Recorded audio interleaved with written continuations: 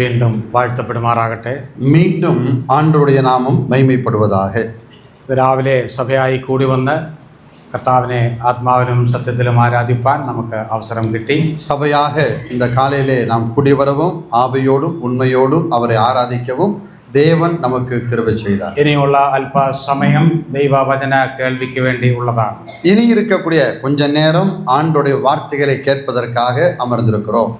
ഫിലിപ്പിയർക്ക് എഴുതിയ ലേഖനം 4-ാം അധ്യായം, பிலிப்பியருக்கு எழுதின நிருபம் அதிகாரம் 4 അതിൻ്റെ 6-7 വാക്യങ്ങൾ നമുക്ക് വായിക്കാം. ഒരു പക്ഷേ നിങ്ങൾക്ക് കാണാപ്പാടം അറിയാവുന്ന வாக்கியங்களாണ്. ஒருவேளை இந்த வசனங்கள் உங்களுக்கு ரொம்ப பரிச்சயமான, நீங்கள் மனனம் செய்திருக்கக்கூடிய வசனங்களாக கூட இருக்கக்கூடும். நீங்கள் ஒன்றுக்கும் கவலைப்படாமல் எல்லாவற்றையும் குறித்து உங்கள் விண்ணப்பங்களை ஸ்தோத்திரத்தோடு கூடிய ஜெபத்தினாலும் வேண்டுதலினாலும் தேவனுக்கு தெரியப்படுத்துங்கள்.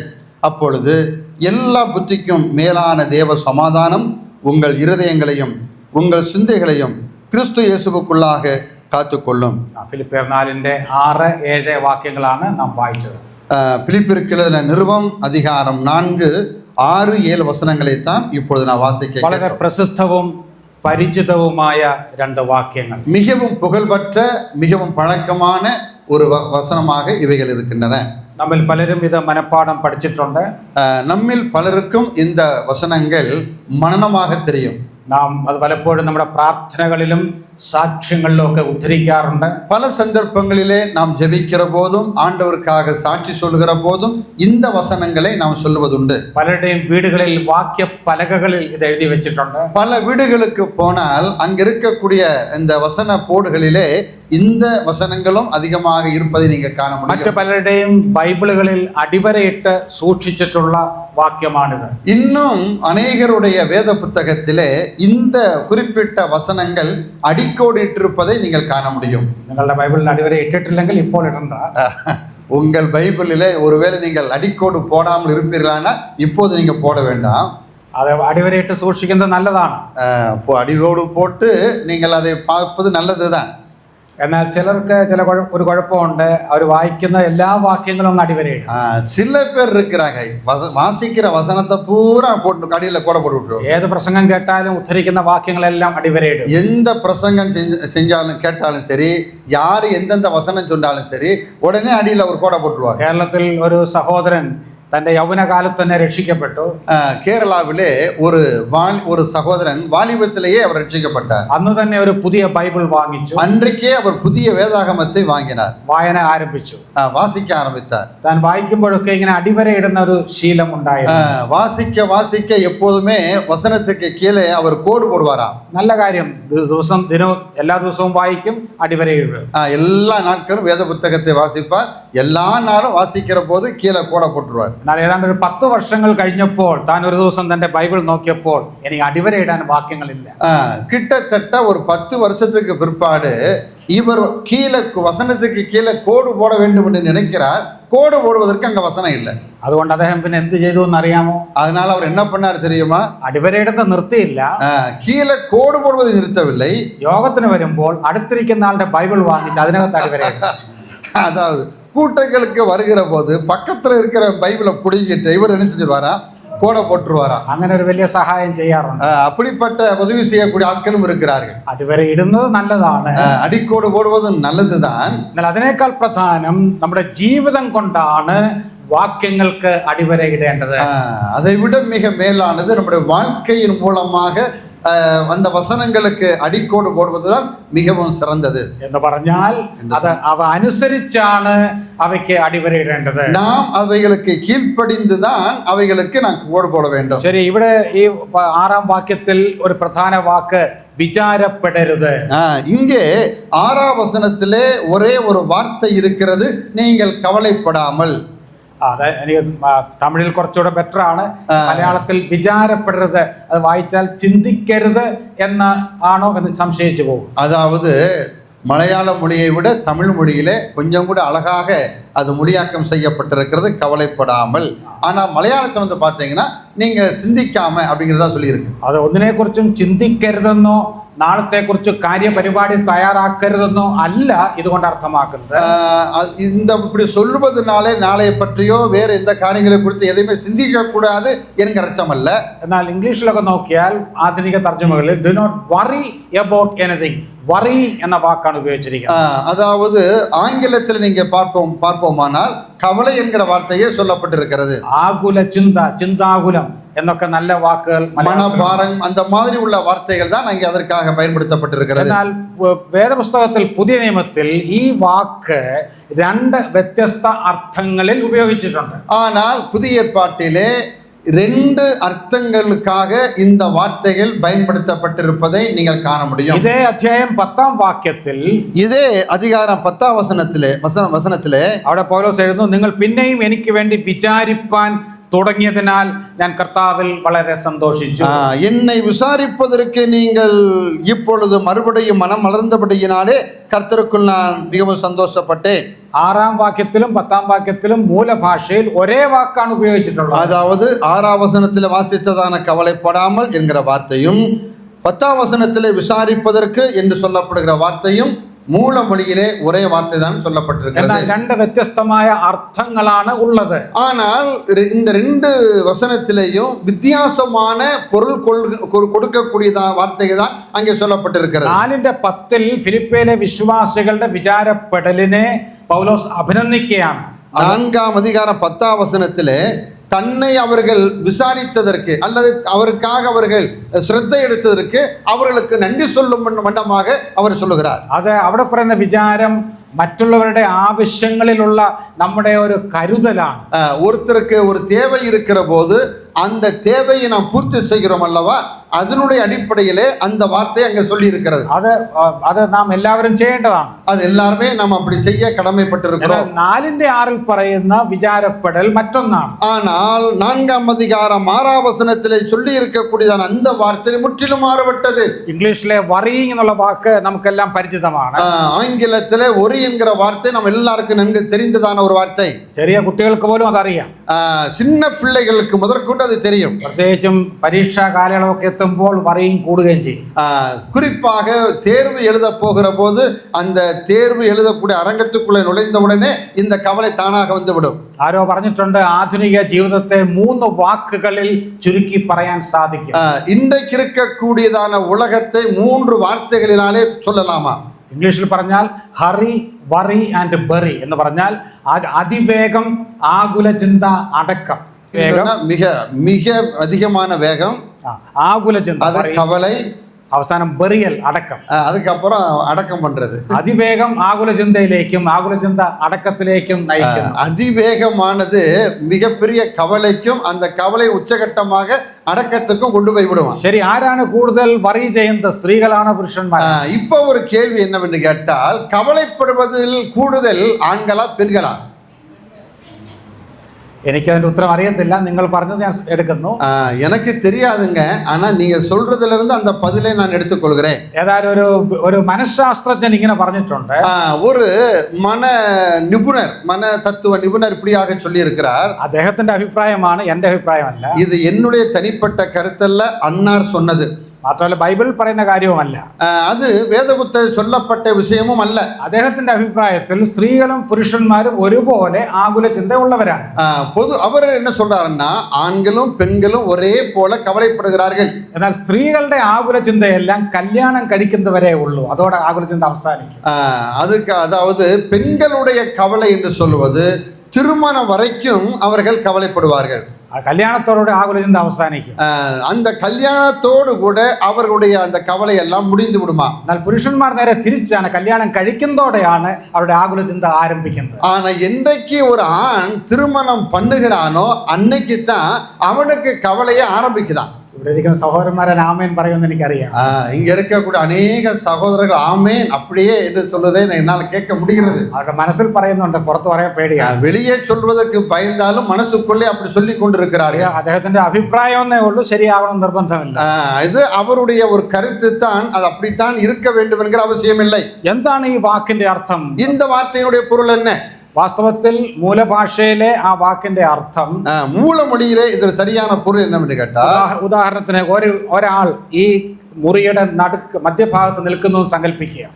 எடுத்துக்காட்டாக ஒரு நபர் இந்த கட்டடத்தினுடைய நடுவிலே நிற்கிறார் என்று வைத்துக் கொள்ளுங்கள். വളരെ ശക്തന്മാരായ അതികായന്മാരായ രണ്ടുപേർ ഈ ആളിന്റെ ഇടത്തും വലത്തും നിൽക്കുന്നു.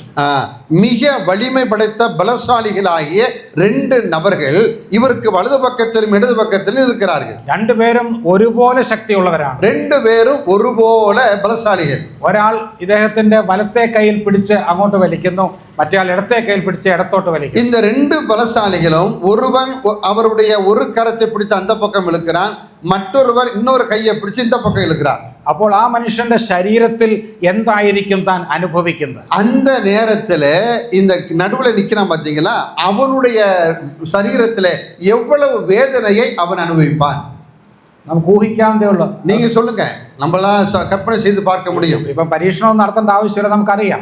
இது நம்ம இங்க டெஸ்ட் பண்ண போறதில்ல, நமக்கு தெரியும்.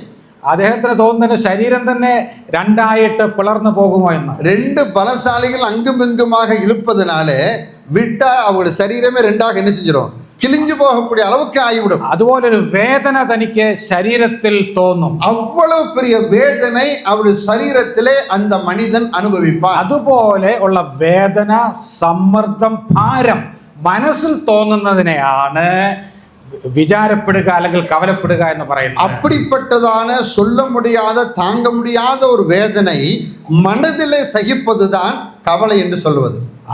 ഒരു കാര്യത്തെക്കുറിച്ചും മനപ്രയാസം, ആകുല ചിന്ത അനുഭവിക്കാത്ത ആരെങ്കിലും ഇവിടെ ഇരിപ്പുണ്ടോ? இங்கே உட்கார்ந்திருக்கிற யாராவது எனக்கு எந்த விதமான கவலையுமே இல்லைங்க அப்படி சொல்லக்கூடிய யாராச்சும் இருக்கீங்களா? இங்க എന്റെ ആയുസ്സിൽ ഒരിക്കലും ഞാൻ ഒന്നിനെ കുറിച്ചും ഭാരപ്പെട്ടിട്ടില്ല ആരെങ്കിലും ഉണ്ടോ? என் வாழ்க்கையில இதுவரைக்கும் கவலையே நான் பட்டதில்லை என்று சொல்லக்கூடிய யாராவது இருக்கீங்களா? இங்க അങ്ങനെ ഉണ്ടെങ്കിൽ കൈ ഉയർത്തണം. அப்படி சொல்லுகிறவங்க உங்க கரங்களை உயர்த்துங்கள் பார்க்கலாம். അങ്ങനെ കൈ ഉയർത്തിയാൽ നിങ്ങളെ ഞാൻ നാളെ തിരുവനന്തപുരത്ത് കൊണ്ടുപോകും. அப்படி நீங்க கரங்களை உயர்த்தினால் உங்களை இன்றைக்கு நான் திருவனந்தபுரத்துக்கு கூட்டு போயிருவேன். എന്തിനു വേണ്ടിയാണെന്നറിയാമോ? எதுக்கு தெரியுமா? അവിടെ നല്ലൊരു മ്യൂസിയം ഉണ്ട്. அங்கே ஒரு பெரிய ஒரு கண்காட்சியகம் இருக்கிறது. നിങ്ങളെ ഒരു കണ്ണാടി കൂട്ടിലിട്ട് വിചിത്ര ജീവി എന്ന് ബോർഡ് വെച്ച് അവിടെ വെക്കാൻ വേണ്ടിയാണ്. அந்த ஒரு கூண்டு, கண்ணாடி கூண்டு இருக்கும், அதுக்குள்ள உங்களை நிப்பாட்டி ஒரு விசித்திரமான ஒரு மிருகம் என்று உங்களுக்கு மேல ஒரு போட வச்சு அங்க நிப்பாட்டிடலாம். നാം എല്ലാവരും ഒന്നിനെ കുറിച്ച് അല്ലെങ്കിൽ മറ്റൊന്നിനെ കുറിച്ച് എപ്പോഴും വിചാരപ്പെടുന്നവരാണ്. நாம் எல்லாருமே ஒரு விஷயம் இல்லாவிட்டால் இன்னொரு விஷயத்தை குறித்து கவலைப்பட்டு கொண்டே இருக்கிறோம். എന്നാൽ ദൈവത്തിന്റെ വചനം നമ്മോട് പറയുന്നത് ഒന്നിനെ കുറിച്ചും വിചാരപ്പെടരുത്. ஆனால் ஆண்டவருடைய வார்த்தை சொல்கிறது, நீங்கள் ஒன்றை குறித்தும் கவலைப்படாமல். വാസ്തവത്തിൽ ഈ വാക്യം നമ്മുടെ തർജ്ജമകളിൽ വായിച്ചാൽ ഇതൊരു കൽപ്പനയാണെന്ന് നമുക്ക് തോന്നുകയില്ല. அதாவது நம்முடைய வேத புத்தகத்திலே வாசிக்கும் போது இது ஒரு கட்டளை ரூபத்திலே சொல்லப்படவில்லை. മൂലഭാഷയിൽ പൗലോസ് എഴുതിയപ്പോൾ ശക്തമായ കൽപ്പന രൂപത്തിലാണ് എഴുതിയത്. ஆனால் அப்போஸ்தலனாகிய பவுலால் எழுதப்பட்ட அந்த வார்த்தைகளை மூல மொழியில நீங்கள் படிப்பீர்களானால் இது ஒரு கட்டளையாகவே அவர் மிக சக்தமாக வலிமையாக சொல்லுகிறார். ശരിയായിട്ട് തർജ്ജമ ചെയ്താൽ ഇങ്ങനെയാണ് തർജ്ജമ ചെയ്യേണ്ടത്. இந்த வார்த்தையை சரியாக மொழியாக்கம் செய்தால் இப்படி செய்திருக்க வேண்டுமா? വിചാരപ്പെടുന്നത് അല്ലെങ്കിൽ ആകുല ചിന്ത അവസാനിപ്പിക്കുക. Stop worrying. நீங்கள் கவலைப்படுவதை இதோடு கூட நிறுத்திக் கொள்ளுங்கள்.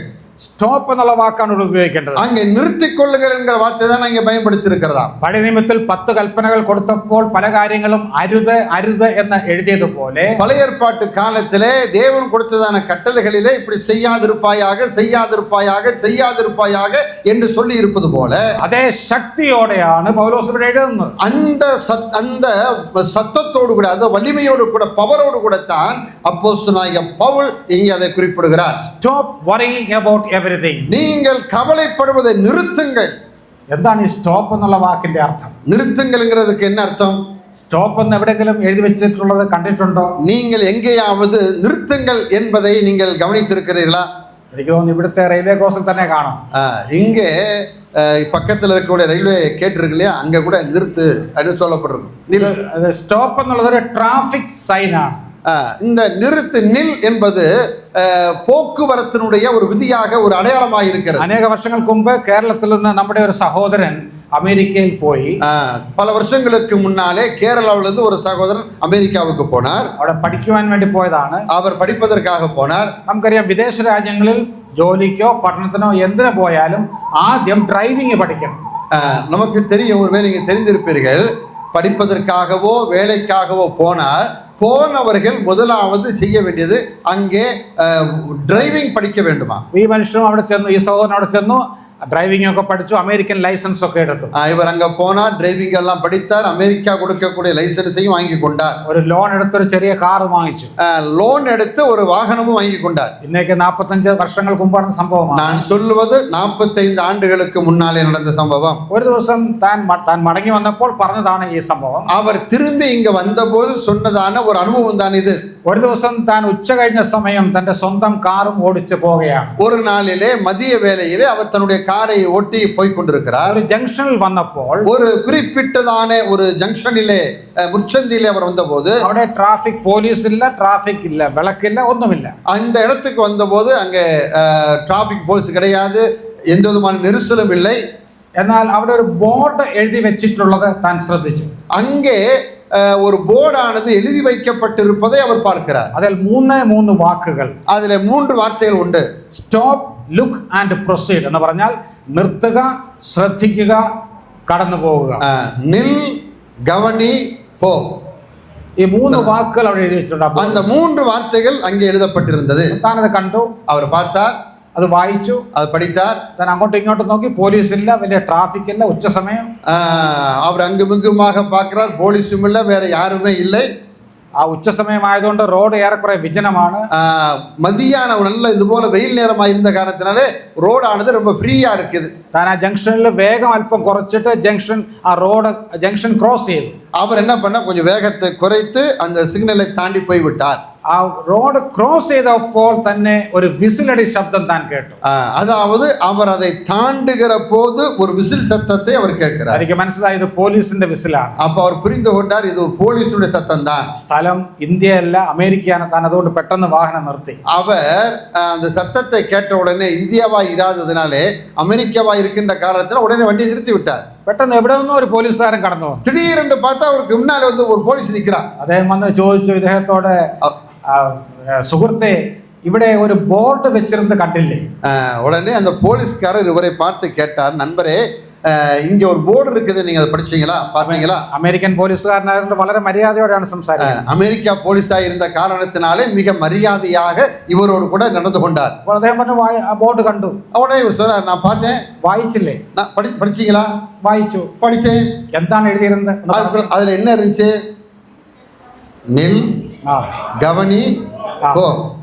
അപ്പോൾ അടുത്ത പോലീസുകാരൻ ചോദിച്ചു, ഇവിടെ സ്റ്റോപ്പ് എന്ന് എഴുതിയിട്ട് താങ്കൾ എന്തുകൊണ്ടാണ് താങ്കളുടെ വാഹനം നിർത്താതിരുന്നത്? இங்கே நில் என்று சொல்லி இங்க படித்துவிட்டு ஏன் நீங்க நிறுத்தாமல் உங்கள் வாகனத்தை ஓட்டினீர்கள்? അപ്പോൾ അദ്ദേഹം പറഞ്ഞു, ഞാൻ വണ്ടി നിർത്തിയില്ലെങ്കിലും എൻ്റെ വേഗം വളരെ കുറച്ചാണ് പോയത്. I didn't stop, I slowed down my vehicle.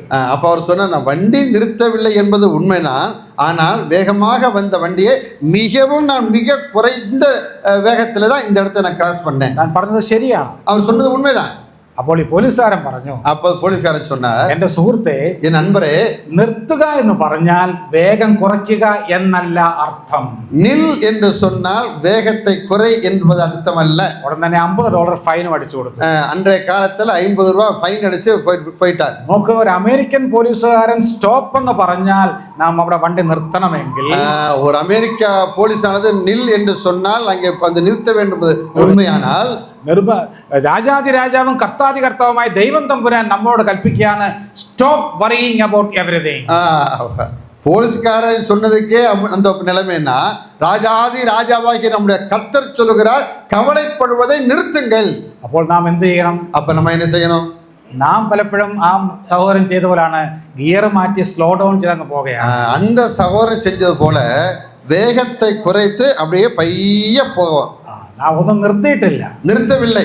അനേക കാര്യങ്ങൾ നിർത്തുവാൻ ദൈവത്തിന്റെ വചനം കൽപ്പിച്ചിട്ടുണ്ട്. அநேக காரியங்களை இதோடு கூட நிறுத்திக்கொள் என்று ஆண்டவர் கட்டளையாக சொல்கிறார். നാം നിർത്തുകയില്ല, നാം സ്പീഡ് കുറച്ചങ്ങ് പോകും. நான் நிறுத்த மாட்டோம், வேகத்தை குறைத்து போவோம். എന്നാൽ ഓർക്കുക, ഇതൊരു കൽപ്പനയാണെങ്കിൽ കൽപ്പനാ ലംഘനം പാപമാണ്. இது ஒரு கட்டளையாக கொடுக்கப்பட்டிருப்பதினால் இதை மீறுவோமானால் அதுவே பாவம். നമ്മുടെ ജീവിതത്തിലെ പല പാപങ്ങളും വ്യക്തിപരമായി ദൈവസന്നിധിയിൽ നാം ഏറ്റുപറയാറുണ്ട്.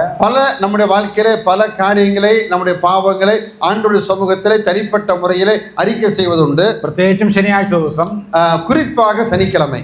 എന്നാൽ നിങ്ങൾ എപ്പോഴെങ്കിലും കർത്താവേ, ഞാൻ ഈ ഒരാഴ്ച, ഇന്നത്തെ ദിവസം പല കാര്യങ്ങളെ ഓർത്ത് ആകുലചിന്ത അനുഭവിച്ചു, എന്നോട് ക്ഷമിക്കണമെന്ന് പ്രാർത്ഥിച്ചിട്ടുണ്ട്. எப்பயாவது இந்த பாவ அறிக்கை செய்கிற சமயத்திலே, ஆண்டவரிடத்தை மன்னிப்பு கோருகிற சமயத்திலே, ஆண்டவரே போன வாரத்தை நான் ரொம்ப அளவுக்கு அதிகமாக நான் கவலைப்பட்டு விட்டேன், அந்த பாவத்தை எனக்கு மன்னியும் என்று சொல்லி இருக்கிறோமா?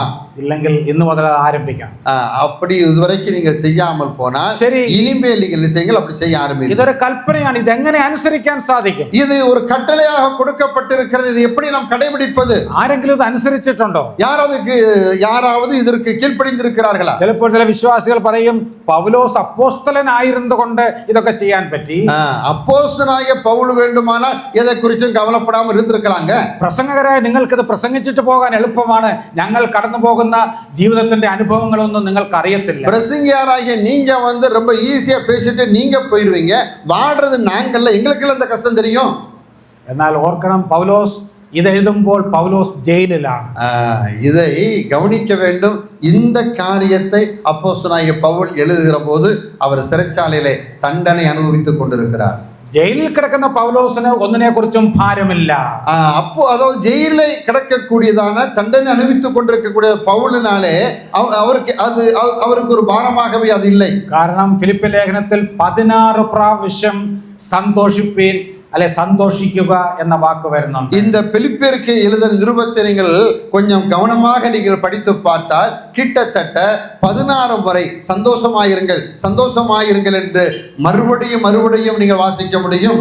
പൗലോസ് തന്റെ ജീവിതത്തിൽ പ്രായോഗികമാക്കിയ കാര്യങ്ങളാണ് കൽപ്പനാരൂപത്തിൽ എഴുതി വെച്ചിരിക്കുന്നത്. அப்போஸ்தலனாகிய பவுல் எதை தன் வாழ்க்கையிலே கடைபிடித்தாரோ அதைத்தான் மற்றுள்ள விசுவாசிகளுக்கு அவர் கட்டளையாக சொல்லுகிறார். ശരി, എന്തുകൊണ്ട് വിശ്വാസികൾക്ക് ആകുല ചിന്തയില്ലാതെ ജീവിക്കാൻ സാധിക്കും? எப்படி ஒரு விசுவாசியினாலே கவலை இல்லாமல் இருக்க முடியும்? ഇതേ അധ്യായത്തിന്റെ 5-ാം വാക്യത്തിന്റെ അവസാന ഭാഗം വായിക്കുക. நீங்கள் இதனுடைய 5-ஆம் வசனத்தினுடைய பிற்பகுதி நீங்கள் வாசித்து பாருங்கள். உங்கள் சாந்த குணம் எல்லா மனுஷருக்கும் தெரிந்திருப்பதாக கர்த்தர் സമീപമായിരിக்கிறார். കർത്താവ് അടുത്തിരിക്കുന്നു. കർത്തർ സമീപമായിരിக்கிறார். ഇത് എഴുതിയിട്ട് അടുത്ത ശ്വാസത്തിൽ, അടുത്ത വാചകത്തിൽ പൗലോസ് എഴുതുകയാണ്, അതുകൊണ്ട് ആകുല ചിന്ത അവസാനിപ്പിക്കുക. കർത്തർ സമീപമായിരിക്കുന്ന കാരണത്തിനാലേ നിങ്ങൾ കവലപ്പെടാതിരുங்கள். എന്തുകൊണ്ട് നമുക്ക് ആകുല ചിന്തയില്ലാതെ ജീവിക്കാൻ സാധിക്കും? കർത്താവ് നമ്മോട് കൂടെയുണ്ട്. எப்படி நம்மாலே கவலைப்படாமல் வாழ முடியும் என்று கேட்டால் அதற்குண்டான பதில் கர்த்தர் സമീപமாக நம் அருகிலே இருக்கிறார். 46-ാം സങ്കീർത്തനം 1-ാം വാക്യത്തിൽ നാം വായിക്കുന്നു, ദൈവം നമ്മുടെ സങ്കേതവും ബലവുമാകുന്നു, കഷ്ടങ്ങളിൽ അവൻ ഏറ്റവും അടുത്ത തുണയായിരിക്കുന്നു. சங்கீதம் 46 முதலாம் வசனத்திலே நாம் இப்படியாக வாசிக்கிறோம், தேவன் நமக்கு அடைக்கலமும் பெனலும் ஆபத்து காலத்தில் அனுகூலமான துணையுமானவர். 23-ാം സങ്കീർത്തനം 4-ാം വാക്യത്തിൽ 23-ാം സങ്കീർത്തനത്തിന്റെ 4-ാം വസനത്തിലെ, കൂരിരുൾ താഴ്വരയിൽ കൂടെ നടന്നാലും ഞാനൊരു അനർത്ഥവും ഭയപ്പെടുകയില്ല, நான் மரணத்தின் பள்ளத்தாக்கிலே நடந்தாலும் பொல்லாப்புக்கு பயப்படேன், தேவரீர் என்னோடு கூட இருக்கிறீர். എന്തുകൊണ്ടാണ് ഭയപ്പെടാത്തത്? 2-ാം ഭാഗത്ത് പറയുന്നു, നീ എന്നോട് കൂടെ ഇരിക്കുന്നുവല്ലോ. ஏன் பயப்படக்கூடாது? தேவரீர் என்னோடு கூட நீர் இருக்கிறீர். പുതിയ നിയമത്തിലേക്ക് വരുമ്പോൾ കർത്താവിന്റെ ഒരു പേര് ഇമ്മാനുവേൽ എന്നാണ്. புதிய ஏற்பாட்டிலே நம்முடைய ஆண்டவருக்கு கொடுக்கப்பட்டதான மற்றொரு பெயர் இம்மானுவேல். എന്താണ് ഇമ്മാനുവേൽ എന്ന് പറഞ്ഞാൽ? இம்மானுவேல் என்ற பெயருக்கு என்ன பொருள்? ദൈവം നമ്മോട് കൂടെ. தேவன் நம்மோடு கூட இருக்கிறார். നമ്മുടെ കർത്താവ് ഇമ്മാനുവേലാണ്. நம்முடைய ஆண்டவர் நம்மோடு கூட இருக்கிறார். മത്തായി 28:20 കർത്താവ് അന്തിമ കൽപ്പന കൊടുത്തപ്പോൾ പറഞ്ഞു, ഞാനോ ലോകാവസാനത്തോളം എല്ലാ നാളും നിങ്ങളോട് കൂടെ ഉണ്ട്. ദൈവത്തിന് സ്തോത്രം. மத்தேயு சுவிசேஷம் 28-ஆம் அதிகாரத்துடைய கடைசி வசனங்களை வாசிக்கிற போது, இதோ உலகத்தின் முடிவு பரியந்தம் சகல நாட்களிலும் நான் உங்களோடு கூட இருக்கிறேன் என்று அவர் சொல்லியிருக்கிறார். കർത്താവ് നമ്മോട് കൂടെ ഉള്ളത് കൊണ്ട് ആകുല ചിന്തയില്ലാതെ നമുക്ക് அவர் நம்மோடு கூட இருப்பதனாலே நாம் கவலைப்பட வேண்டிய அவசியம் இல்லை. ഇവിടെ ഒരു അടയാളം വെച്ചിട്ട് പെട്ടെന്ന് മത്തായി 6-ലേക്ക് പോകാം. இங்க ஒரு அடையாளத்தை வைத்துவிட்டு மத்தேயு சுவிசேஷம் 6-ஆம் அதிகாரத்திற்கு நாம் போகலாம். വാസ്തവത്തിൽ പൗലോസ് അല്ല ആദ്യമായിട്ട് ആകുല ചിന്തയെ കുറിച്ച് പറയുന്നത്. அதாவது அப்போஸ்தலனாகிய பவுல் அல்ல முதலாவது நீங்கள் ஒன்றை குறித்தும் கவலைப்பட வேண்டாம் என்று சொல்வது.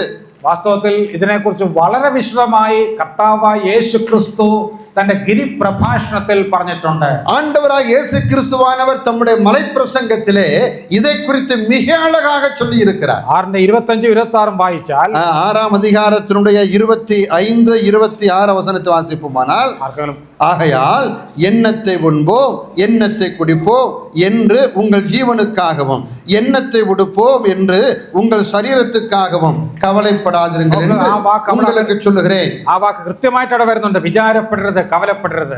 இங்க ஆண்டவர் சொல்லுகிறார், நீங்கள் ஒன்றை குறித்தும் கவலைப்பட வேண்டாம். അതിന്റെ എന്തുകൊണ്ട് അങ്ങനെ ജീവിക്കണം 26ആം വാക്യത്തിൽ കർത്താവ് പറഞ്ഞു. 26ஆம் வசனத்தில் அவர் சொல்லுகிறார், ஆகாயத்து பட்சிகளை கவனித்து பாருங்கள், அவைகள் விதைக்கிறதும் இல்லை, அறுக்கிறதும் இல்லை, களஞ்சியங்களில் சேர்த்து வைக்கிறதும் இல்லை, அவைகளையும் உங்கள் பரமபிதா பிழைப்பூட்டுகிறார், அவைகளை பார்க்கலும் நீங்கள் விசேஷித்தவர்கள் அல்லவா.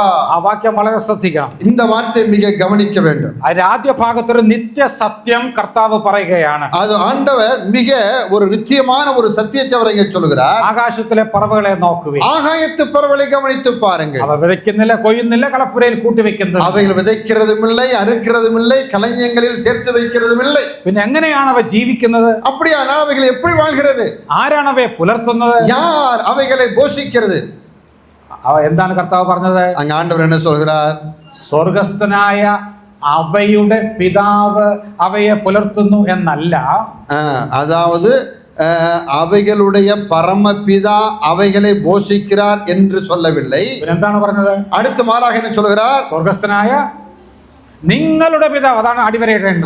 நீங்கள் இந்த இடத்துல தான் அடிக்கோடு போட வேண்டும். என்னன்னா, பரலோகத்தில் இருக்கிற உங்கள் பிதா அவைகளை என்ன செய்கிறார்? பிழை போட்டுகிறார். പ്രിയപ്പെട്ടവരെ ഓർക്കുക, ഈ പറവകൾക്കും അതുപോലെ തന്നെ മൃഗങ്ങൾക്കും പിതാവില്ല. பறவைகளுக்கும் மிருகங்களுக்கும் பிதா கிடையாது. നമുക്ക് മാത്രമാണ് പിതാവുള്ളത്. பிதா என்பவர் நமக்கு மட்டும்தான் இருக்கிறார். രക്ഷിക്കപ്പെട്ട ദൈവമക്കൾക്ക് മാത്രമാണ് ദൈവം പിതാവായിരിക്കുന്നത്. ரட்சிக்கப்பட்ட ஒவ்வொரு விசுவாசிகளுக்கும் தான் நம்முடைய தேவன் பிதாவாக இருக்கிறார். നമുക്കൊരു പിതാവുള്ളത് കൊണ്ട്, நமக்கு ஒரு பிதா இருப்பதனாலே നമുക്ക് ആകുല ചിന്തയില്ലാതെ ജീവിക്കാം. நமக்கு கவலை இல்லாமல் வாழவே முடியும். രണ്ട് കാരണങ്ങൾ ഞാൻ പറഞ്ഞു. 2 காரணங்களை சொன்னேன். ഒന്നാമത്, ദൈവം സമീപസ്ഥനായതുകൊണ്ട്, നമ്മോട് കൂടെ ഉള്ളത് കൊണ്ട് ആകുല ചിന്തയില്ലാതെ ജീവിക്കാം. கவலைப்படாமல் எப்படி வாழ்வதற்கு என்ன வழி என்று கேட்கிற போது, முதலாவது நம்முடைய பிதா நம்மோடு கூட நமக்கு அருகிலே இருக்கிறார். 2, നമുക്കൊരു പിതാവുണ്ട്. 2, நமக்கு ஒரு பிதா ஒருத்தர் இருக்கிறார். നമ്മുടെ എല്ലാ ആവശ്യങ്ങളും അറിയുന്ന പിതാവ്, நம்முடைய எல்லா காரியங்களையும் நன்கு அறிந்திருக்கிற தேவன், എല്ലാം മുൻ കരുതുന്ന പിതാവ്, நமக்கு எல்லாவற்றையும் ஆயத்தம் செய்கிற தேவன், സ്വർഗസ്ഥനായ പിതാവ്, அவர் பரலோக பிதா. നാം പ്രാർത്ഥിക്കുമ്പോൾ എങ്ങനെയാണ് പിതാവിനെ വിളിക്കുന്നത്? நாம் ஜெபிக்கிற போது எப்படி நம்முடைய பிதாவை அழைக்கிறோம்? സ്വർഗസ്ഥനായ ഞങ്ങളുടെ പിതാവ്. பரலோகத்தில் இருக்கிற எங்கள் பிதாவே. നാം അത് അർത്ഥമാക്കുന്നുണ്ടോ? அதை நான் உண்மையை நான் புரிந்து கொண்டு சொல்கிறோமா? അങ്ങനെ ഒരു പിതാവുണ്ടെന്ന് ആത്മാർത്ഥമായി വിശ്വസിക്കുന്നു എങ്കിൽ, அப்படி நமக்கு ஒரு பிதா பரலோகத்திலே உயிரோடு கூட இருக்கிறார் என்பதை நீங்கள் விசுவாசிப்பது உண்மையானால், അങ്ങനെയാണെങ്കിൽ ആകുല ചിന്തയില്ലാതെ ജീവിക്കാം. அப்படியானால் உங்களாலும் கவலைப்படாமல் இருக்க முடியும். ഒരിക്കൽ ഒരു കപ്പൽ ഇങ്ങനെ പോവുകയാണ്. കപ്പൽ ஒரு முறை ஒரு கப்பலானது பயணம் செய்கிறது. ആ കപ്പിത്താന്റെ കുടുംബവും കപ്പലിന്റെ പൈലറ്റിന്റെ കുടുംബവും ആ കപ്പലിൽ തന്നെ ഉണ്ട്. அந்த கப்பலை ஓட்டக்கூடிய மாலுமியினுடைய குடும்பமும் அந்த கப்பலுக்குள்ளே இருக்கிறார். ആ കപ്പിത്താന് ഒരു ചെറിയ മകനുണ്ട്, 4-5 വയസ്സ് പ്രായമുള്ള മകൻ. அந்த மாலுமியினுடைய மகன் ஒருத்தனும் அங்கே உள்ளே இருக்கிறான். அவனுக்கு கிட்டத்தட்ட வயசு 4-5 இருக்கும். ഇതിങ്ങനെ കപ്പലിങ്ങനെ പോയപ്പോൾ ഒരു സ്ഥലത്ത് ചെന്നപ്പോൾ വലിയ കൊടുങ്കാറ്റുണ്ടായി, തിരമാല ഉയർന്നു, കപ്പലിങ്ങനെ ആടുവാൻ തുടങ്ങി. இப்படி கப்பலானது கடலிலே பயணம் செய்து கொண்டு போகிற போது சில சந்தர்ப்பங்களில் பயங்கரமான பெரும் காற்றுகள் வந்து இந்த படகை அடித்து மோதுகிறது. கப்பல் அங்குமுகமாக அசைகிறது. கப்பல் முங்கி போகுமோ என்று ஆட்கள் பயப்பட்டு, அவர்கள் கப்பல் மூழ்கி விடுமோ என்று அவர்கள் பயப்படுகிறார்கள். ഈ ബഹളം കേട്ട് ഈ കപ്പിത്താന്റെ മകൻ, ഉറങ്ങിക്കിടന്ന മകൻ ഉണർന്നു. தூங்கிக் கொண்டிருந்ததான இந்த மாலுமியினுடைய மகன் எழுந்தான். അവൻ അമ്മയോട് ചോദിച്ചു, മമ്മി ഡാഡി എവിടെയാണ്? அவன் அம்மாவை பார்த்து கேட்டான், அம்மா அப்பா எங்கே? ഡാഡി അവിടെ കപ്പലിൽ തന്നെ ഉണ്ട്, മുകളിൽ കോക്പിറ്റിൽ ഉണ്ടെന്ന് പറഞ്ഞു. அம்மா சொன்னாங்க, மேல அப்பா அந்த கேபினெட்ல இருக்காங்க, அவங்க தான் கப்பலை ஓட்டிக்கிட்டு இருக்கிறாங்க. அது கேட்டപ്പോൾ மகன் പറഞ്ഞു, ഡാഡി അവിടെ ഉണ്ടെങ്കിൽ ഞാൻ ഉറങ്ങാൻ പോവുകയാണ്. அப்போ அந்த பையன் சொல்றான், அப்பா மேலே உட்கார்ந்து கப்பலை அவர் ஓட்டுவது உண்மையானால் நான் என்ன செய்றேன், நான் படுத்து தூங்க போறேன். 5 വയസ്സുള്ള കുട്ടിക്ക് തന്റെ പിതാവിലുള്ള വിശ്വാസം, அந்த 5 வயது நிரம்பியிருந்தான் அந்த குழந்தைக்கு தன் பிதாவின் மீது அப்படிப்பட்டதான அசைக்க முடியாத நம்பிக்கை இருந்தது. എന്റെ പിതാവ് ആ ഡെക്കിലുണ്ടെങ്കിൽ എനിക്കൊന്നും പറയേണ്ട, ഞാൻ ഉറങ്ങാൻ പോകും. எங்க அப்பா வாகனத்தை ஓட்டுவது உண்மையானால் நான் கவலைப்பட வேண்டிய அவசியம் இல்லை. നമ്മുടെ പിതാവ് സ്വർഗത്തിലുണ്ടോ? நம்முடைய பிதா பரலோகத்தில் இருக்கிறாரா? ഉണ്ടോ? இருக்கிறாரா? അത് വിശ്വസിക്കുന്നുവെങ്കിൽ നമുക്കും ആകുല ചിന്തയില്ലാതെ ജീവിക്കാം. ஆண்ட பரலோகத்தில் இருக்கிறார் என்று விசுவாசிப்பது உண்மையானால் நீங்களும் கவலைப்படாமல் இருக்க முடியும். പെട്ടെന്ന് 2ാം ഭാഗത്തേക്ക് വരട്ടെ. 2வது பகுதிக்கு நான் வருகிறேன். അത് അരുത് എന്ന് പറഞ്ഞിട്ട് 6ാം വാക്യത്തിന്റെ 2ാം ഭാഗത്തിൽ ചില കാര്യങ്ങൾ ചെയ്യാൻ പറയുന്നുണ്ട്. பிலிப்பியர் 4ാം அதிகாரத்தின் 6ാം வசனத்திலே சில விஷயங்களை செய்ய வேண்டும் என்று நமக்கு கட்டளையாக சொல்கிறார். ഒന്നിനെ കുറിച്ചും വിചാരപ്പെടരുത് എന്ന് പറഞ്ഞിട്ട് പിന്നെ എന്താണ് പറയുന്നത്? நீங்க ஒன்றை குறித்தும் படக்கூடாது என்று சொல்லிவிட்டு அடுத்து அவர் என்ன சொல்கிறார் பாருங்க. எல்லாற்றிலும் பிரார்த்தனையாலும் அபேட்சையாலும் നിങ്ങളുടെ ആവശ്യങ്ങൾ സ്തോത്രത്തോടു കൂടെ ദൈവത്തോട് അറിയിക്കുക. எல்லாவற்றையும் குறித்து உங்கள் விண்ணப்பங்களை ஸ்தோத்திரத்தோடு கூட ஜெபத்தினாலும் வேண்டுதலினாலும் தேவனுக்கு தெரியப்படுத்துங்கள். പ്രാർത്ഥനയെ കുറിച്ചുള്ള പല പദങ്ങൾ ഇവിടെ ഉപയോഗിച്ചിട്ടുണ്ട്. வேதத்தை ஜெபத்தை பற்றி பல வார்த்தைகள் இங்கே சொல்லப்பட்டிருக்கிறது. ഇവിടെ ആദ്യത്തെ പ്രാർത്ഥന എന്നുള്ള പദത്തിന്റെ ശരിയായ അർത്ഥം ആരാധന എന്ന് തന്നെയാണ്. முதல்ல சொல்லப்பட்டிருக்கக்கூடியதான அந்த விண்ணப்பம் என்று சொல்வதற்கு ஆராதனை என்று பொருள். അപ്പോൾ വിചാരപ്പെടാനുള്ള ആ പരീക്ഷ വരുമ്പോൾ എന്താണ് നാം വിശ്വാസികൾ ഉടനെ ചെയ്യേണ്ടത്? ஒரு மனுஷனுக்கு ஒரு விசுவாசிக்கு கவலை வருமானால் முதலாவது அவன் என்ன செய்ய வேண்டுமா? ആദ്യം അല്പസമയം ദൈവത്തെ ആരാധിക്കാൻ, முதலாவது தேவனை கொஞ்ச நேரம் ஆராதிக்க வேண்டும். പിന്നെ അപേക്ഷിക്കുക, നമ്മുടെ ആവശ്യങ്ങൾ അറിയിക്കണം. அதுக்கு பிற்பாடு நம்முடைய தேவைகளை அவரிடத்தில் சொல்ல வேண்டும். സ്തോത്രം പറയണമെന്ന് പറഞ്ഞിട്ടുണ്ട്. அங்கே ஸ்தோத்திரம் செய்ய வேண்டும் என்று கூட சொல்லி இருக்கிறது. എന്താണ് അതിന്റെ പ്രസക്തി? அதனுடைய மேன்மை என்ன?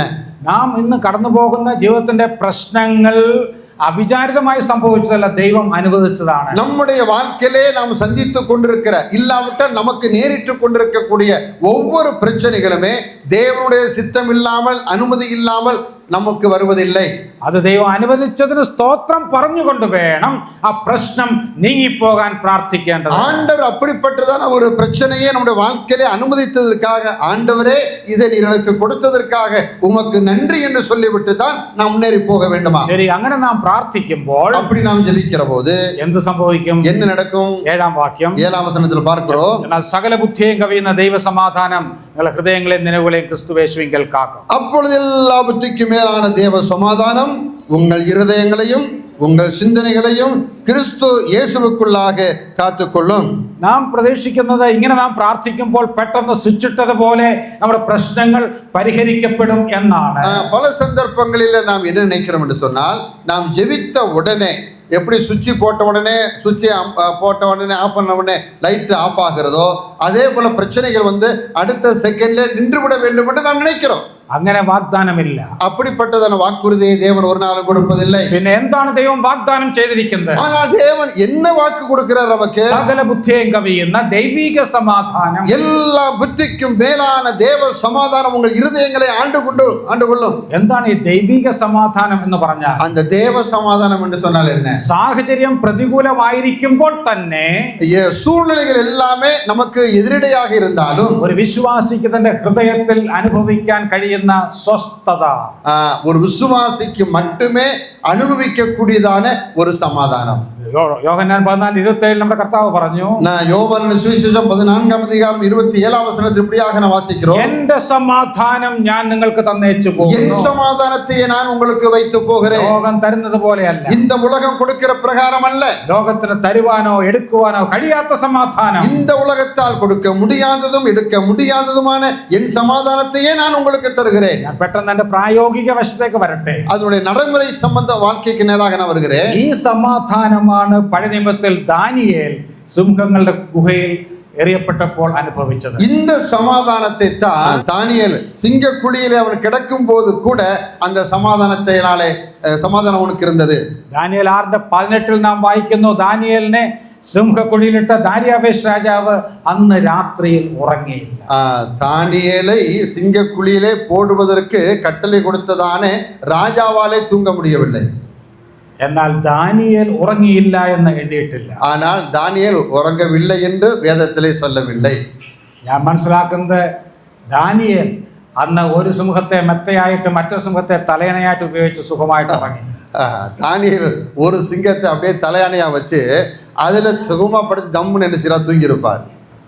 അത് എങ്ങനെ സാധിച്ചു? எப்படி முடிந்தது? ഇതാണ് ദൈവ സമാധാനം. இதுதான் தேவ சமாதானம். പുതിയ നിയമത്തിലേക്ക് വരുമ്പോൾ புதிய ஏற்பாட்டுக்கு வருகிற போது അപ്പോസ്തലപ്രവൃത്തി 12-ാം അധ്യായം പെട്ടെന്ന് എടുക്കുക. அப்போஸ்தலர் நடவடிக்கைகள் 12-ாம் அதிகாரத்தை சீக்கிரமாக எடுங்கள். അവിടെ നാം വായിക്കുന്നത് പീഡ വർദ്ധിച്ച് ഹെരോദ രാജാവ് യോഹന്നാൻ സഹോദരനായ യാക്കോബിനെ വാൾ കൊണ്ട് കൊന്നു. அங்கே யோவானுடைய சகோதரனாகிய யாக்கோபை அங்கே கொன்று போட்டார்கள் பட்டயத்தினாலே. അത് യഹൂദന്മാർക്ക് ഇഷ്ടമായെന്ന് കണ്ടപ്പോൾ പത്രോസിനെയും അറസ്റ്റ് ചെയ്തു. இது யூதர்களுக்கு பிரியமாயிருந்த காரணத்தினாலே பேதுருவையும் கொலை செய்வதற்கு அவர்கள் ஆயத்தமாகிறார்கள். എന്നാൽ പെസഹ പെരുന്നാൾ അടുത്തിരുന്നത് കൊണ്ട് പത്രോസിനെ കൊല്ലുന്നത് നീട്ടിവെച്ചു. அடுத்து இந்த பஸ்கா பண்டிகை அடுத்த இருந்ததுன காரணத்தினாலே அவர்கள் என்ன செய்கிறார்கள், கொஞ்சம் சில நாட்களை தள்ளி வைக்கிறார்கள். 5-ാം വാക്യം നമുക്കറിയാം. അപ്പോസ്തലപ്രവൃത്തി 12:5. அப்போஸ்தலர் நடவடிக்கைகள் 12-ாம் அதிகாரம் 5-ாம் வசனத்தை நமக்கு தெரியும். അവിടെ അങ്ങനെ പത്രോസിനെ തടവിൽ സൂക്ഷിച്ചപ്പോൾ സഭ അവന് വേണ്ടി ശ്രദ്ധയോടെ പ്രാർത്ഥിച്ചുകൊണ്ടിരുന്നു. அப்படி அவர்கள் பேதுருவை சிறைச்சாலையிலே போட்ட போது சபையார்கள் அவனுக்காக ஊக்கமாக ஜெபம் பண்ணினார்கள். അത് നാമും ഇന്നും ചെയ്യേണ്ടതാണ്. മറ്റുള്ളവർക്ക് വേണ്ടി സഭയായിട്ട് പ്രാർത്ഥിക്കണം. இதே போல நாமும் மற்றவர்களுக்காக ஜெபிக்க நாம் கடமைப்பட்டிருக்கிறோம். 6-ാം വാക്യം മനസ്സിലാക്കാൻ വലിയ ബുദ്ധിമുട്ടാണ്. ஆனால் இந்த 6-ாம் வசனத்தை நாம் படிக்கிறது கொஞ்சம் கடினமான ஒரு காரியம். അവിടെ എന്താണ് എഴുതിയിരിക്കുന്നത് നോക്കുക. அங்க என்ன வாசிக்கிறோம் பாருங்கள். അന്ന് രാത്രിയിൽ പത്രോസ് എന്ത് ചെയ്യുകയായിരുന്നു? அன்றைக்கு ராத்திரி பேதுரு என்ன செய்தானாம்? 2 ചങ്ങലയാൽ ബന്ധിക്കപ്പെട്ടവനായി 2 പടയാളികളുടെ നടുവിൽ ഉറങ്ങുകയായിരുന്നു. 2 கரங்களிலும் விலங்குகளால் போடப்பட்டு 2 சேவர்கள் நடுவிலே அவன் ஆழ்ந்த நித்திரை செய்து கொண்டிருந்தான். പിറ്റേ ദിവസം വിസ്തരിച്ച് കൊല്ലപ്പെടേണ്ട വ്യക്തിയാണ്. மறுநாளிலே அவனுடைய தலையானது துண்டிக்கப்பட போகிறது. അന്ന് രാത്രിയിൽ ദൈവം അത്ഭുതം പ്രവർത്തിച്ച് പുറത്ത് കൊണ്ടുവരുമെന്ന് പത്രോസിന് അറിയത്തില്ല. அன்று இரவு ஆண்டவன் மகா பெரிய அற்புதங்களை செய்து அவனை சிறைச்சாலையிலிருந்து காப்பாற்ற போகிறார் என்பது பேதுருவுக்கு தெரியாது. അങ്ങനെ ഒരു രാത്രിയിൽ പത്രോസിനെ എങ്ങനെ ഉറങ്ങാൻ കഴിഞ്ഞു? அப்படிப்பட்டதான ஒரு ராத்திரியிலே எப்படி பேதுருவாலே நிம்மதியாக தூங்க முடிந்தது? ചിന്തിച്ചിട്ടുണ്ടോ? சிந்தித்திருக்கிறார்? ഇല്ലെങ്കിൽ ചിന്തിക്കണം. அப்படியான சிந்திக்க வேண்டும். ഞാനത് ഈ ഉറക്കത്തിന്റെ കാര്യം പറയുമ്പോൾ ചിലർ പറയും ഉറങ്ങാൻ എത്ര പ്രയാസമാണോ, ഞങ്ങളൊക്കെ എത്രയോ പ്രസംഗങ്ങൾ കേട്ട് ഉറങ്ങിയിട്ടുണ്ട്. இந்த உறக்கமே வராதவங்க சில பேர் எனக்கு உறக்கம் என்னங்க பெரிய உறக்கம், எங்களுக்கெல்லாம் எப்படி உறக்கம் தெரியுமா, உறக்கம் வரும் தெரியுமா, எத்தனை பேர் பிரசங்கம் பண்ணும்போது நாங்கள் எப்படி நல்லா உறங்கி இருக்கிறோம். പ്രസംഗം കേൾക്കുമ്പോൾ കസേരയിലിരുന്ന് ഉറങ്ങുന്ന കാര്യമല്ല ഇവിടെ എഴുതിയിരിക്കുന്നത്. பிரசங்கம் கேட்கிற போது சேர்ல உட்கார்ந்துட்டு தூங்குற காரியமல்ல இங்க சொல்லி இருப்பது. പിറ്റേ ദിവസം തല പോകാൻ പോകുമ്പോൾ തലേ രാത്രിയിൽ ഉറങ്ങിയ കാര്യം. நான் மறுநாள் காலையில விடிந்தால் அவனுடைய தலையானது உடலை விட்டு துண்டிக்கப்பட போகிறது. அன்றைக்கு முதல் நாள் இரவு நிம்மதியாக தூங்குகிறார். சரி, പത്രോസിന്റെ സ്ഥാനത്ത് നിങ്ങൾ ആരെങ്കിലും ആണെങ്കിൽ തലേ രാത്രിയിൽ എന്ത് ചെയ്യും? பேதுருடைய ஸ்தானத்திலே இங்க உட்கார்ந்து இருக்கிற யாராவது ஒருவராக இருந்தால் முதல் நாள் இரவு நீங்கள் என்ன செய்திருப்பீர்கள்? എന്ത് ചെയ്യും? ഒന്ന് പറഞ്ഞേ, சொல்லுங்க. നിങ്ങൾ സത്യം പറയുമെന്ന് എനിക്കറിയാം, സത്യം പറയുമെന്ന് ഞാൻ പ്രതീക്ഷിക്കുന്നു. நீங்க உண்மையை மட்டுமே சொல்லுவீர்கள் என்று நான் நம்புகிறேன். എനിക്ക് തോന്നുന്നില്ല നമ്മൾ ആരെങ്കിലും ആണെങ്കിൽ ഞാൻ ഉൾപ്പെടെ അന്ന് രാത്രിയിൽ ഉറങ്ങുമെന്ന്. அன்றைக்கு இரவு உறக்கமே வராது. അന്ന് ഒരു പക്ഷേ സ്ലീപ്പിംഗ് പിൽസ് കഴിച്ചാൽ പോലും ഉറങ്ങാൻ പറ്റത്തില്ല. தூக்க மாத்திரை சாப்பிட்டா கூட உறக்கம் வராது. രാത്രി നമ്മൾ இதை ஓர்த்து அவர் மறிச்சு പോകുന്നു. അതാണ് സത്യം, அதுதான் உண்மை. അല്ലെങ്കിൽ നമ്മൾ പ്രാർത്ഥിക്കും, നമ്മൾ ഭക്തന്മാരല്ലേ, നമ്മൾ രാത്രി பயங்கரமான பரிசுத்தவான்கள் அல்லவா, பக்திமான்கள் அல்லவா, உடனே விடிய முழங்கால் போட்டு ஜெபம் பண்ண ஆரம்பிச்சிருவோம். അല്ലാതെ പ്രാർത്ഥിക്കുകയില്ല. ഇങ്ങനെ ഒരു സന്ദർഭം വന്നാൽ രാത്രി മുഴുവൻ പ്രാർത്ഥിക്കും. மற்ற நேரங்களை ஜெபிக்கிறது கிடையாது. ஆனா இப்படிப்பட்டதான சில இக்கட்டுகள் இருக்கிற போது நம்ம விழுந்து ஜெபிப்போம். എന്നാൽ പത്രോസ് ഉറങ്ങി. ஆனா பேதுரு உறங்கினார். ഊർക്കം വലിച്ചുറങ്ങി, நல்ல கொரட்ட போட்டு தூங்குறார். ഈ ദൂതൻ വന്നിട്ട് പത്രോസിനെ ഉണർത്താൻ വളരെ പാടുപെട്ടു. பேதுரு தேவதூதன் வந்து இந்த பேதுருவை எழுப்புவதற்கு ரொம்ப கஷ்டப்படுறார். 1-ാം ഗേറ്റും 2-ാം ഗേറ്റും കടന്ന് മെയിൻ റോഡിൽ വന്നപ്പോഴാണ് പത്രോസ് ഉണരുന്നത്. முதல்ல கேட்டு 2வது கேட்டு 3ஆம் கேட்டு வந்து வெளியே வந்ததுக்கு அப்புறம் தான் என்ன நடக்குங்கிற உணர்வே பேதுருவுக்கு வருது. എങ്ങനെ ഉറങ്ങാൻ കഴിഞ്ഞു? எப்படி தூங்க பிடிச்சது? ഇതാണ് ദൈവിക സമാധാനം. இதுதான் தேவ சமாதானம் என்று சொல்லுவது. ഇതാണ് നമുക്ക് വാഗ്ദാനം ചെയ്തിട്ടുള്ളത്. இதைத்தான் ஆண்டவர் நமக்கு வாഗ്ദാനം செய்திருக்கிறார். പ്രിയപ്പെട്ടവരെ, നിങ്ങളൊക്കെ കടന്നു പോകുന്ന ജീവിതത്തിന്റെ പ്രശ്നങ്ങൾ എന്താണെന്ന് എനിക്കറിയത്തില്ല. நீங்கள் எப்படிப்பட்டதான பிரச்சனைகள் வழியாக கடந்து போகிறீர்கள் என்பது எனக்கு தெரியாது. നമ്മുടെ കർത്താവിന് അറിയാം. ஆனால் நம்முடைய ஆண்டவருக்கு தெரியும். നമ്മൾ പ്രാർത്ഥനയോടെ സ്തോത്രത്തോടെ കർത്താവിനെ അറിയിച്ചാൽ ഈ ദൈവിക സമാധാനം സമാധാനമാണ് ഉടനെ ലഭിക്കുന്നത്. நம்முடைய காரியங்களை நம்முடைய பாரங்களை ஸ்தோத்திரத்தோடும் ஜெபத்தோடும் வேண்டுதலோடும் கூட தேவனுக்கு நாம் தெரியப்படுத்துகிற போது தேவன் நிச்சயமாய் அப்படி சமாதானத்தை நமக்கு தருவார். ശരി, അപ്പോൾ നമ്മുടെ പ്രശ്നങ്ങൾ എപ്പോഴാണ് പരിഹരിക്കുന്നത്? அப்படியான நம்முடைய பிரச்சனை எப்போது அதுக்கு ஒரு பரிகாரம் ஏற்படும்? അത് ഇവിടെ എഴുതിയിട്ടില്ല, இங்க எழுதவில்லை. മറ്റു ഭാഗങ്ങളിൽ നിന്ന് നമുക്ക് മനസ്സിലാക്കാൻ കഴിയുന്നത് അവയെല്ലാം ദൈവത്തിന്റെ സമയത്ത് പരിപൂർണമായി പരിഹരിക്കും. அவை எல்லாவற்றையும் தேவன் தம்முடைய சித்தப்படி தம்முடைய நேரம் வருகிற போது எல்லாவற்றையும் சரி செய்வார். എന്നാൽ അതുവരെ ജീവിക്കുവാൻ ദൈവിക സമാധാനം നമുക്ക് ആവശ്യമാണ്. அதுவரைக்கும் நாம் ஜீவிப்பதற்கு தேவனுடைய சமாதானம் நமக்கு தேவை. ഒന്നിനെ കുറിച്ചും വിചാരപ്പെടരുത്, ആകുല ചിന്ത അവസാനിപ്പിക്കുക. ஆகவே என் அன்பு சகோதர சகோதரிகளே, நீங்கள் எதை பற்றியும் கவலைப்படுவதை இதோடு கூட இன்னைக்கே நீங்க நிறுத்தி விடுங்கள். കാരണം ദൈവം നമ്മോട് കൂടെ ഉണ്ട്. அதற்கு காரணம் தேவன் நம்மோடு கூட. നമുക്ക് സ്വർഗ്ഗസ്ഥനായ ഒരു പിതാവുണ്ട്. பரலோகத்தில் நமக்கு ஒரு பிதா இருக்கிறார். എന്താണ് നാം ചെയ്യേണ്ടത്? நாம் என்ன செய்ய வேண்டும்? എല്ലാ കാര്യങ്ങളും ആരാധനയോടെ, പ്രാർത്ഥനയോടെ, സ്തോത്രത്തോടെ ദൈവസന്നിധിയിൽ അറിയിക്കുക. தேவனுடைய சமூகத்திலே ஆராதனையோடும் ஜெபத்தோடும் வேண்டுதலோடும் கூட அவரிடத்திலே தெரிவிப்போம். അപ്പോൾ ദൈവ സമാധാനത്താൽ നമ്മുടെ ഹൃദയങ്ങൾ നിറയ്ക്കപ്പെടും. தேவனுடைய சமாதானத்தாலே தேவன் நம்மை நிரப்புவார். ദൈവത്തിന്റെ സമയത്ത് നമ്മുടെ പ്രശ്നങ്ങളെ പരിഹരിക്കും. அவருடைய நேர் வருகிற போது நிச்சயமாக அந்த பிரச்சனைகளுக்கு பரிகாரத்தை உண்டாக்குவார். അങ്ങനെ ജീവിക്കുവാൻ, വിജയകരമായ ജീവിതം നയിക്കുവാൻ ഇന്ന് കേട്ട ആലോചന മുഖാന്തരം വചനം സംസാരിച്ച എന്നെയും കേട്ട നിങ്ങളെയും ദൈവം ഒരുപോലെ സഹായിക്കുമാറാകട്ടെ. அப்படிப்பட்ட நிலையிலே வசனத்தை கேட்ட உங்களுக்கும் பிரசங்கித்ததை எனக்கும் தேவன் தாமே கிருபை செய்வாராக. വചനം കേട്ട എല്ലാവർക്കും നന്ദി. കേൾപ്പാൻ ചെവിയുള്ളവൻ കേൾക്കട്ടെ. வசனத்தை கேட்ட அனைவருக்கும் என்னுடைய நன்றியை தெரிவிக்கிறேன். காதுள்ளவன் கேட்க கடவன்.